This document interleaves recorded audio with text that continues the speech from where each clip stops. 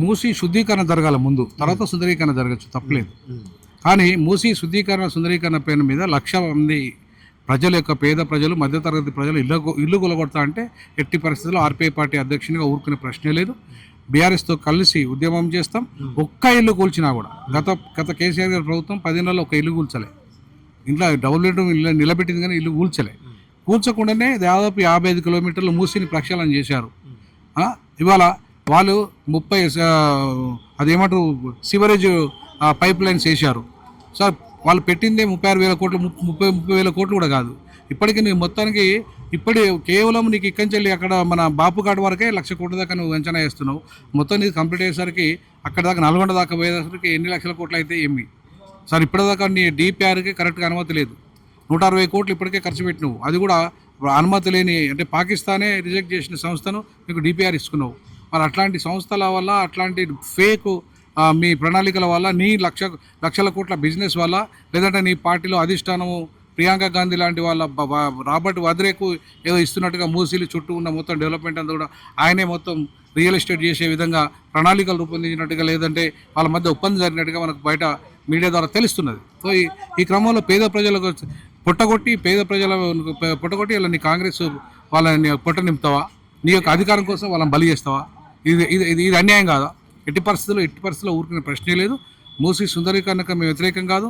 మేము అట్లాంటి థేమ్స్ నగరం పోయి నేను లండన్లో ఉన్నాను, అట్లాగే న్యూయార్క్లో ఉన్నాను, అట్లాగే సింగపూర్లో ఉన్నాను. అయితే ఆయన ఏ నదిలో పేర్లు చెప్తున్నాడో ఆ నదుల చుట్టూ మేము అక్కడ ఉన్న వాళ్ళము, అక్కడ చూసిన వాళ్ళము. అక్కడ ఇన్ని వేల కోట్ల రూపాయలు, ఇన్ని లక్షల కోట్ల రూపాయలు కాలేదు.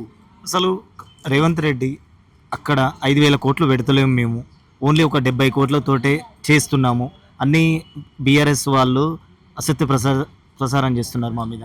5,000 కోట్లు ఒక విగ్రహానికే పెడుతున్నాడు కదా. ఇప్పుడు బాపుఘాటు ఆల్రెడీ ఉంది కదా, అక్కడే పెట్టు. మళ్ళీ ఇక్కడ వచ్చి తీసుకొచ్చి 2 నదుల మధ్య ఈసా మూసీ నది మధ్య ఎందుకు పెడతావు? అది కూడా అంబేద్కర్ విగ్రహానికి మెయింటెనెన్సే చేత కాదు నీకు. అంబేద్కర్ విగ్రహం తెలుస్తలేవు నువ్వు. దాన్ని కావాలని కేసీఆర్ గారు ఓపెన్ చేసి మూలకు పెట్టేసినావు. మరి అట్లాంటి అంబేద్కర్ విగ్రహాన్ని మూలకు పెట్టేసిన నువ్వు ఇవాళ నీకు మళ్ళీ పైసలే లేవంటావు కదా. మరి ఆ 150 అడుగుల విగ్రహానికి 5,000 కోట్లు ఎక్కడ పెడతావు? ఎడికెళ్ళి తెస్తావు? మూసీ ప్రక్షాళనకు ఇన్ని లక్షల కోట్ల రూపాయలు ఎడికెళ్ళి తెస్తావు? నీ దగ్గర డబ్బే లేదు కదా. మరి డబ్బు లేనప్పుడు ఇవి అవసరం ఏంది? పేద ప్రజల పుట్టగొట్టుడేంది? అంటే నీ రియల్ ఎస్టేట్ బిజినెస్ కోసము, నీ యొక్క వ్యక్తిగత ప్రయోజనం కోసం, నీ పార్టీ ప్రయోజనం కోసము, నువ్వు ఢిల్లీకి పైసలు పంపడం కోసము ఇవాళ మేమంతా బరి కావాలా? అసలు నేను ఒకటి అడుగుతున్నా, ఇవాళ నీకు ఈ మేనిఫెస్టోలో నీవు ఉన్నాయి. మూసీ ఉందా మేనిఫెస్టోలో? ఫ్యూచర్ సిటీ ఉందా? RRR ఉందా? నీ మేనిఫెస్టోలో ఉన్నది 6 గ్యారెంటీలు, 480 హామీలు. 6 గ్యారెంటీలు నువ్వు చట్టబద్ధ కల్పిస్తాను ఎందుకు కలిపేయలేదు?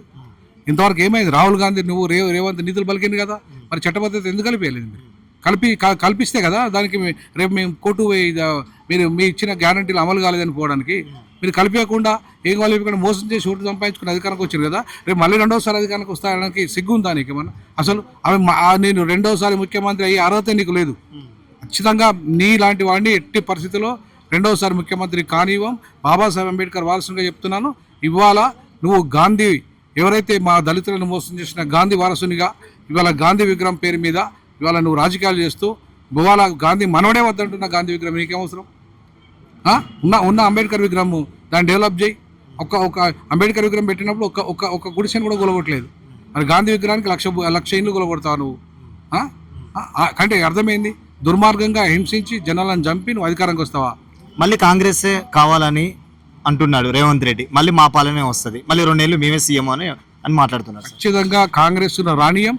ఆర్పీఐ పార్టీ బాబాసాహెబ్ అంబేద్కర్ వారసుని సొంత మనవని ఒక పార్టీ అధ్యక్షునిగా చెప్తున్నాను. అంబేద్కర్ సాక్షిగా, అంబేద్కర్ 125 విగ్రహం సాక్షిగా ఎట్టి పరిస్థితుల్లో మోసగాడైన గాంధీ వారసుడైన రేవంత్ రెడ్డిని, నయవంచకుని ఎట్టి పరిస్థితుల్లో అధికారులకు రానియకుండా ప్రజలను చైతన్యం చేస్తాం. పేద ప్రజల పక్షాన ఉండి కొట్లాడతామని సందర్భంగా తెలియజేస్తాం. Thank you. ఇలాంటి మరిన్ని వీడియోల కోసం మా యూట్యూబ్ ఛానల్ను లైక్ చేసి సబ్స్క్రైబ్ చేసుకోండి.